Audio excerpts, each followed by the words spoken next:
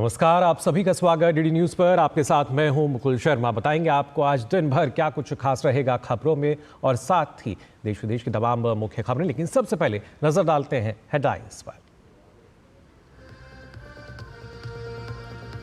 France की सफल यात्रा के बाद प्रधानमंत्री नरेंद्र मोदी पहुंचे अमेरिका। वॉशिंगटन एयरपोर्ट पर हुआ जोरदार स्वागत। भीषण ठंड में प्रवासी भारतीयों ने लगाए मोदी मोदी के नारे।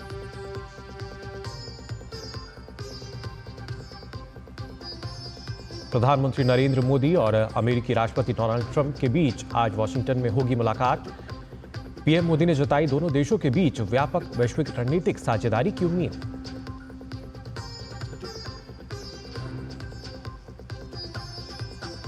बजट सत्र के पहले हिस्से के अंतिम दिन आज लोकसभा में पेश होगा नया आयकर विधेयक। इनकम टैक्स कानूनों को आसान बनाना होगा बिल का उद्देश्य।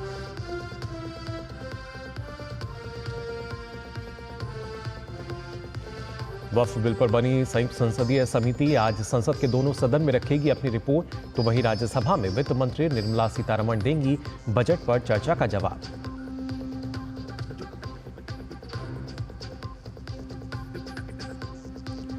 और भारत का क्रिकेट वनडे सीरीज में 3-0 से कब्जा। इंग्लैंड को तीसरे वनडे में दी 142 रन से शिकस्त। और आइए अब खबरें देखते हैं विस्तार से। सबसे पहले बात प्रधानमंत्री के दौरे की। जी हां, विदेश यात्रा के दूसरे चरण में फ्रांस यात्रा के बाद प्रधानमंत्री नरेंद्र मोदी अमेरिका पहुंच गए हैं। वॉशिंगटन डीसी के हवाई अड्डे पहुंचने पर पीएम मोदी का औपचारिक स्वागत किया गया, जिसमें बड़ी संख्या में भारतीय समुदाय के लोग शामिल रहे। प्रधानमंत्री की यात्रा भारत अमेरिका के बीच आपसी साझेदारी के महत्व को रेखांकित करती है। पीएम मोदी अमेरिका में व्यापार जगत की हस्तियों के साथ मुलाकात करने के साथ ही भारतीय समुदाय के सदस्यों से भी बातचीत करेंगे। पीएम मोदी राष्ट्रपति ट्रंप के साथ द्विपक्षीय बैठक करेंगे, जिसमें क्षेत्रीय और अंतर्राष्ट्रीय स्थिति पर चर्चा के अलावा कई द्विपक्षीय मुद्दों पर भी बातचीत होने की उम्मीद है।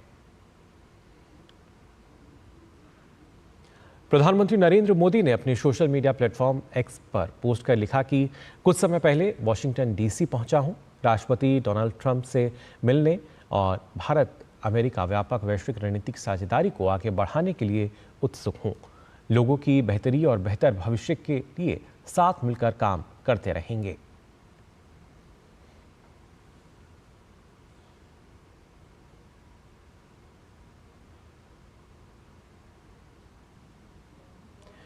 वॉशिंगटन पहुंचने पर प्रधानमंत्री नरेंद्र मोदी का गर्मजोशी के साथ स्वागत किया गया।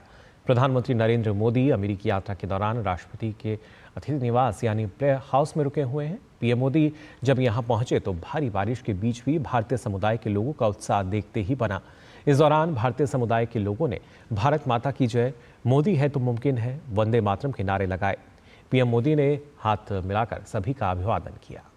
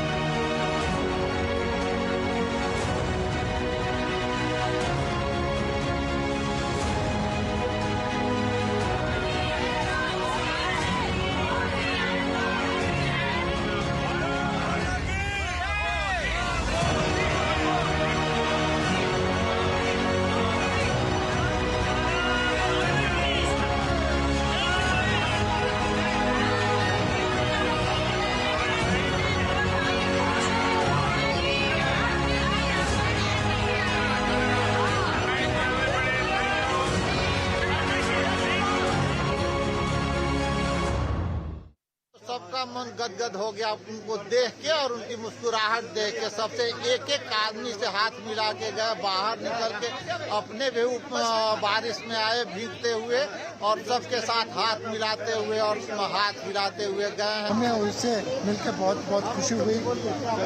इतना थक गए थे तो भी टाइम निकाला और सब लोगों से मिले और अच्छी तरह से बात की और हमारे कंसर्न सुने मोदी जी ने हमें आशीर्वाद दिया और भारत के प्रधानमंत्री जो कि इतने सुलझे हुए, इतने पहुँचे हुए, इतने कर्मठ इंसान हैं, जो लाखों करोड़ों भारतवासियों की दिन रात सेवा कर रहे हैं, ऐसे महापुरुष का आशीर्वाद पाकर जीवन धन्य हो गया। अच्छा लगा, मोदी जी से हाथ मिलाया, मोदी जी ने बहुत खुश हो गया।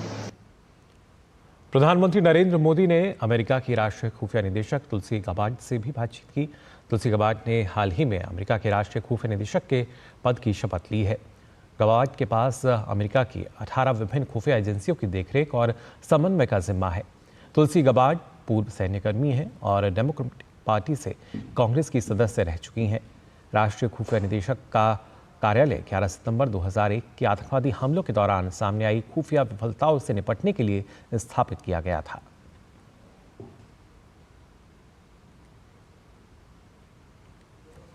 ना सिर्फ अमेरिका दौरा, लेकिन आइए अब आपको दिखाते हैं प्रधानमंत्री नरेंद्र मोदी के सफल फ्रांस दौरे की कुछ झलकियां।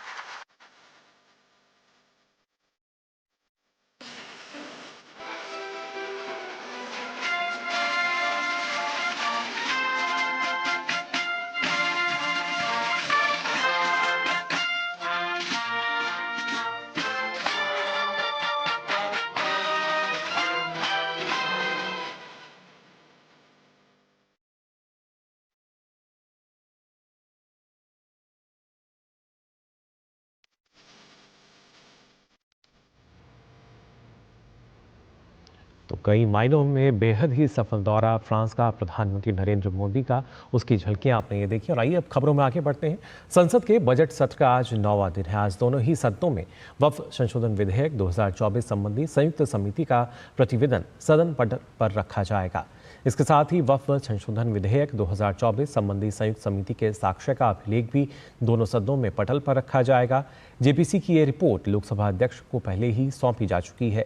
लोकसभा में आज वित्त मंत्री आयकर विधेयक 2025 पेश करेंगी।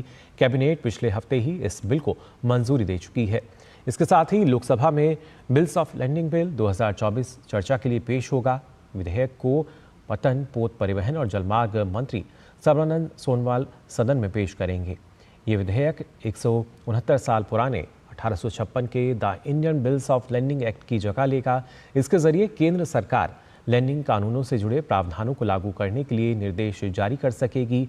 राज्यसभा में आज बजट 2025-26 पर चल रही चर्चा को आगे बढ़ाया जाएगा। वित्त मंत्री निर्मला सीतारमण आज उच्च सदन में बजट पर चल रही चर्चा का जवाब देगी। दोनों ही सदनों में आज प्रश्नकाल के दौरान सांसद विभिन्न मंत्रालयों से अहम प्रश्न पूछेंगे। साथ ही दोनों सदनों में कई प्रतिवेदन और प्रस्ताव भी पेश होंगे। लोकसभा की कार्यसूची में दोपहर बाद का समय प्राइवेट मेंबर बिजनेस के लिए निर्धारित किया गया है।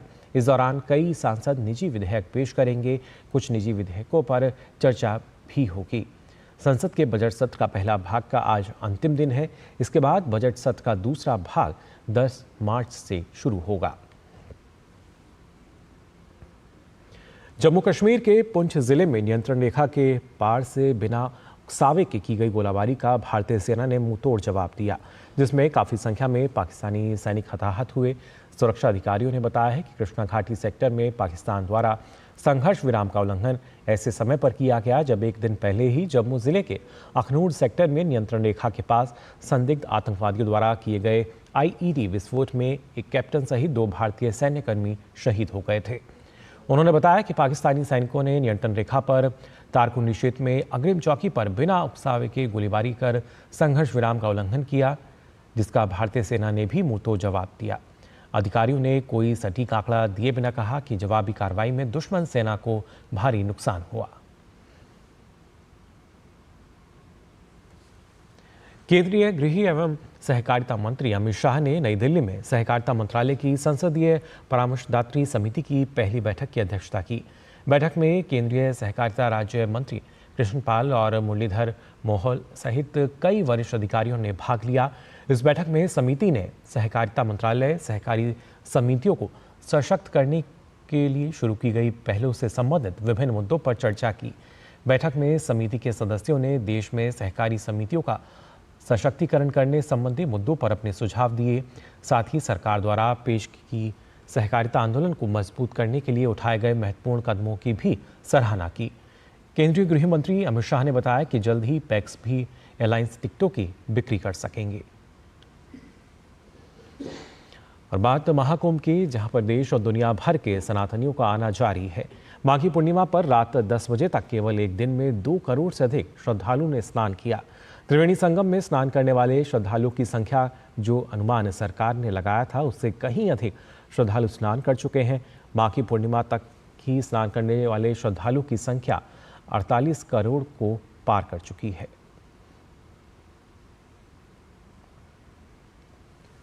खबर मध्य प्रदेश से, जहां 24 और 25 फरवरी को ग्लोबल इन्वेस्टर समिट का आयोजन किया जा रहा है, जिसका शुभारंभ प्रधानमंत्री नरेंद्र मोदी करेंगे। मुख्यमंत्री मोहन यादव नई दिल्ली में समिट के कटे नजर कार्यक्रम में शामिल हुए, जिसमें उन्होंने इंडस्ट्रियलिस्ट और विभिन्न देशों के प्रतिनिधियों के साथ 1-to-1 चर्चा की और इस ग्लोबल इन्वेस्टर समिट में शामिल होने का आमंत्रण दिया। मध्य प्रदेश के मुख्यमंत्री डॉक्टर मोहन यादव जी हमारे साथ हैं। सर, इन्वेस्टर समिट होने जा रही है मध्य प्रदेश में, प्रधानमंत्री आने वाले हैं, क्या तैयारियां की गई है?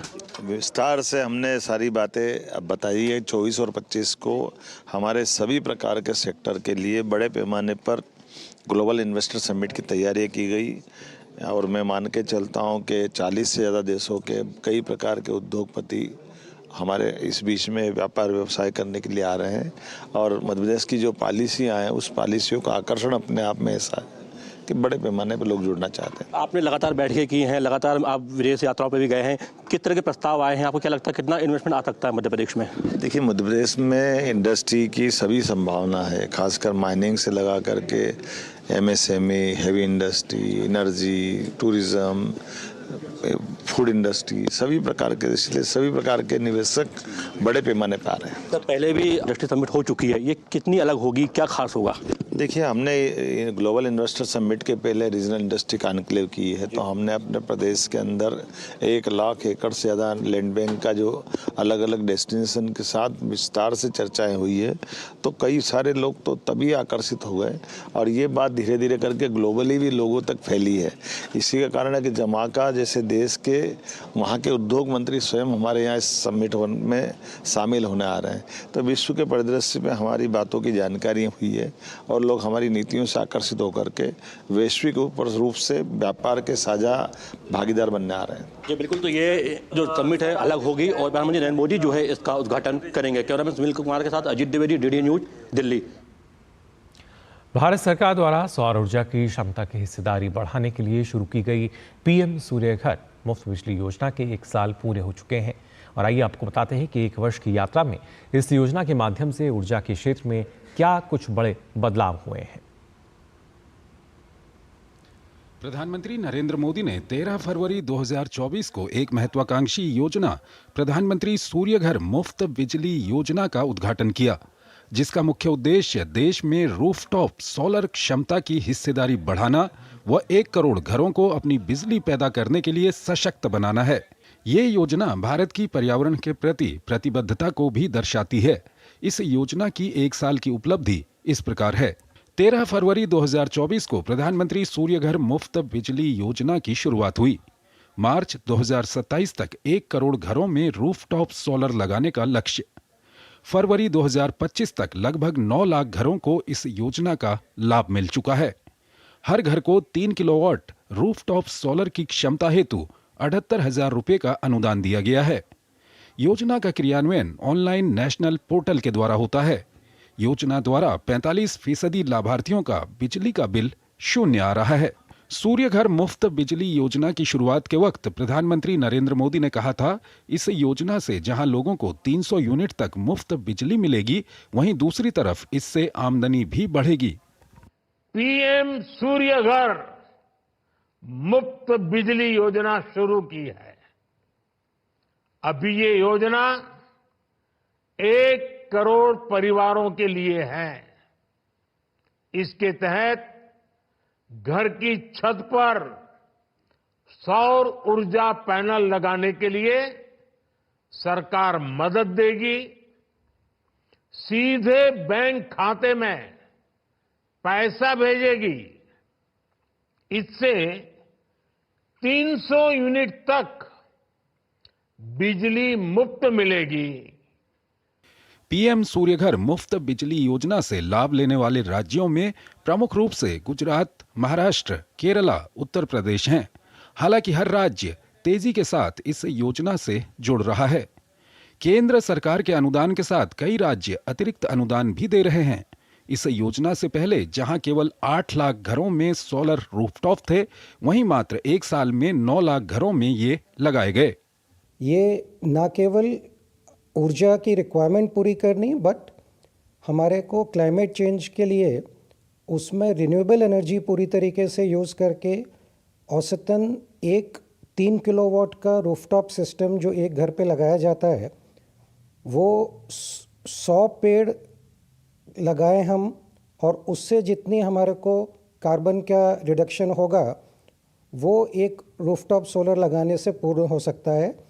पीएम सूर्य घर मुफ्त बिजली योजना जहां लोगों को आर्थिक लाभ दे रही है, वहीं दूसरी तरफ पर्यावरण को भी बचा रही है। ऐसे में ये कहना गलत नहीं होगा, जिस दिन ये योजना अपने प्रथम चरण के लक्ष्य तक पहुंचेगी, ये भारत के लिए ऊर्जा के क्षेत्र में क्रांतिकारी कदम साबित होगा।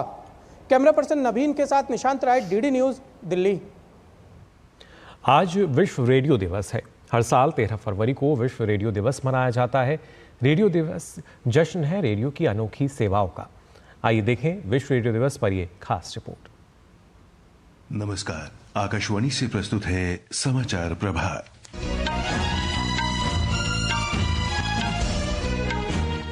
रेडियो केवल संचार का माध्यम नहीं है, बल्कि ये मंच है जहां मन के भावों का संचार होता है। मधुर संगीत हमारे कानों को मंत्रमुग्ध कर देता है और भावनाओं की अभिव्यक्ति होती है। हर साल 13 फरवरी को विश्व रेडियो दिवस मनाया जाता है। ये दिन उस शक्तिशाली माध्यम का उत्सव है जो एक सदी से भी अधिक समय से लोगों को सूचना, मनोरंजन और शिक्षा देने का काम कर रहा है। संयुक्त राष्ट्र महासभा ने 2011 में विश्व रेडियो दिवस मनाने के प्रस्ताव पर मुहर लगाई थी। दरअसल 13 फरवरी 1945 के दिन ही यूनाइटेड नेशंस रेडियो से पहली बार प्रसारण हुआ था। इसी के उपलक्ष्य में विश्व रेडियो दिवस मनाया जाता है। विश्व रेडियो दिवस मनाने का उद्देश्य संचार के एक बेहतर माध्यम के रूप में रेडियो के योगदान की सराहना करना है।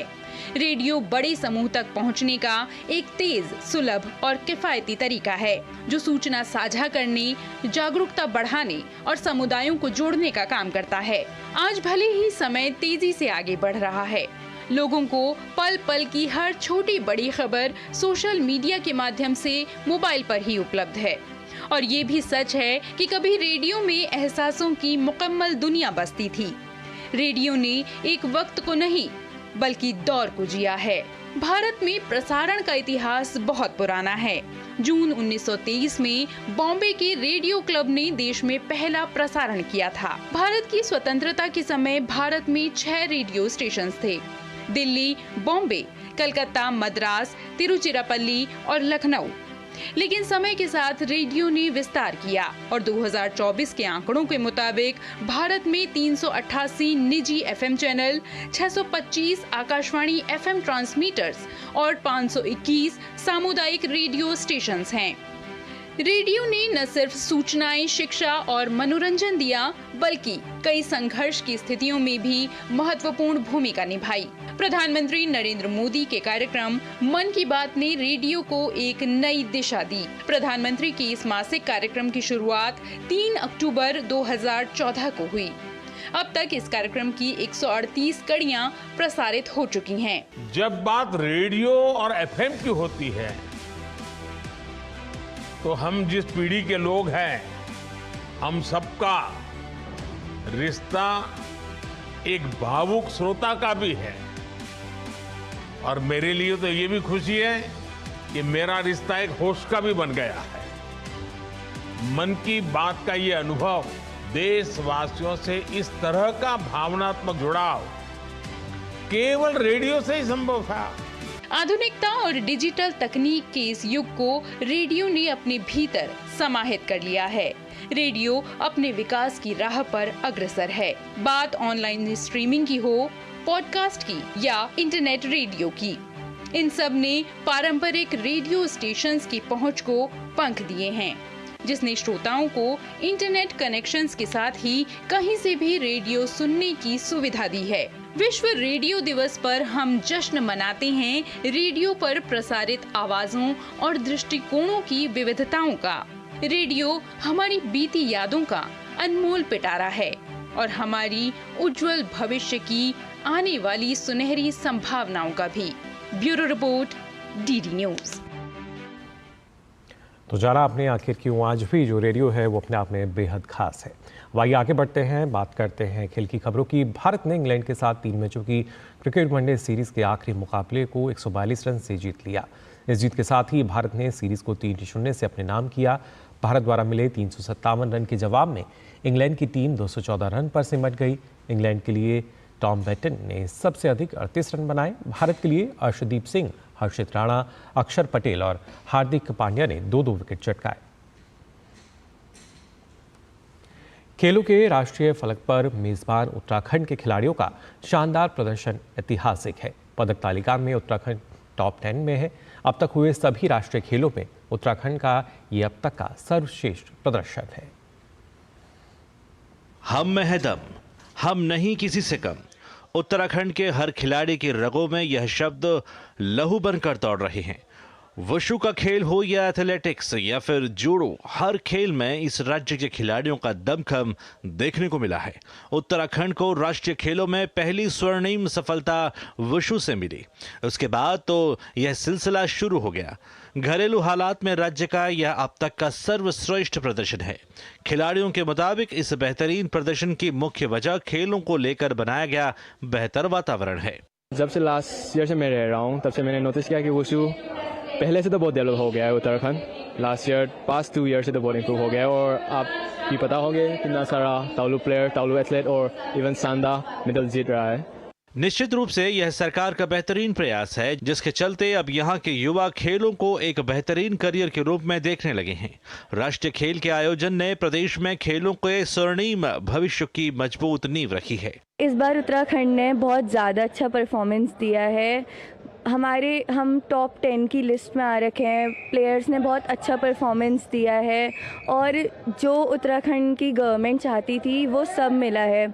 हमें उत्तराखंड के हर प्लेयर को वो सारी चीज़ें मिली, वो सारी सुविधाएं मिली जो वो बहुत टाइम से चाह रहे थे, जैसे अच्छी गेम्स फैसिलिटी, गुड कोचेस और रहने की जगह एंड लिविंग ऑल सी अच्छे ग्राउंड्स एंड ऑल।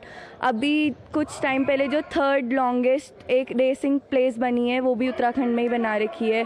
तो इस गवर्नमेंट ने, हमारे सीएम ने, श्री पुष्कर सिंह धामी जी ने बहुत सारा अच्छी सुविधाएं दे करके इस बार प्लेयर्स का हौसला बढ़ाया है। गवर्नमेंट को थैंक यू, क्योंकि उन्होंने इतना हमें सपोर्ट दिया, इतनी फैसिलिटीज़ दी, इतना अच्छा होटल, खाने की चीज़ें और ग्राउंड, सब कुछ इधर इंफ्रास्ट्रक्चर सब कुछ बहुत ही अच्छा है। शानदार स्टेडियम, बेहतरीन कोचिंग, उच्च तकनीक और खिलाड़ियों के अंदर खेलों के प्रति नई ऊर्जा देवभूमि उत्तराखंड को खेल भूमि के रूप में एक नया अवतार दे रही है।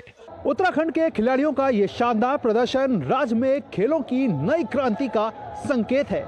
ये संकेत इस ओर भी है कि ये खिलाड़ी अब सिर्फ अपने आप को यहाँ तक ही सीमित नहीं रखेंगे, बल्कि आगे आने वाले समय में खुद को अंतर्राष्ट्रीय स्तर के लिए भी तैयार करेंगे। कैमरामैन उत्तम सिंह के साथ मैं गौरव कुमार, डीडी न्यूज उत्तराखंड। तो फिलहाल के लिए इस बुलेटिन में बस इतना ही, लेकिन देश और दुनिया की तमाम खबरों के लिए आप देखते रहिए डीडी न्यूज। मुझे दीजिए अनुमति, नमस्कार।